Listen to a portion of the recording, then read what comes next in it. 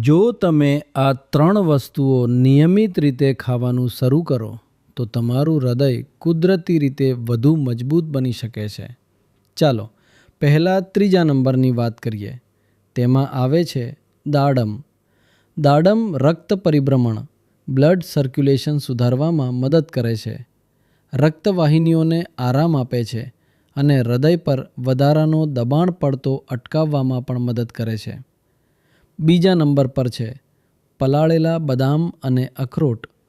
આ સ્વસ્થ ચરબી, હેલ્થી ફેટ અને ખનિજોથી મિનરલ્સ ભરપૂર હોય છે અને કોલેસ્ટ્રોલને સંતુલિત રાખવામાં મદદ કરે છે. તેથી દરરોજ 4 થી 5 પલાળેલા બદામ અને 1 થી 2 અખરોટ ખાવા પૂરતા છે. હવે વાત કરીએ પહેલા નંબરની, જેમાં આવે છે લસણ.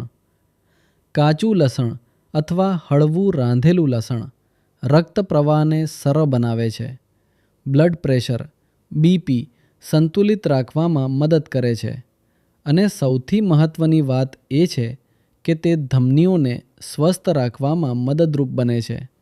યાદ રાખો, હૃદયની સમસ્યાઓ એક જ દિવસમાં થતી નથી.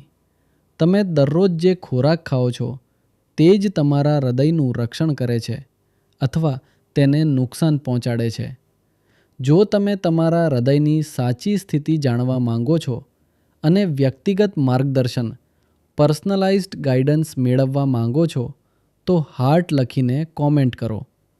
હું તમને તેની સંપૂર્ણ માહિતી DMમાં મોકલી આપીશ.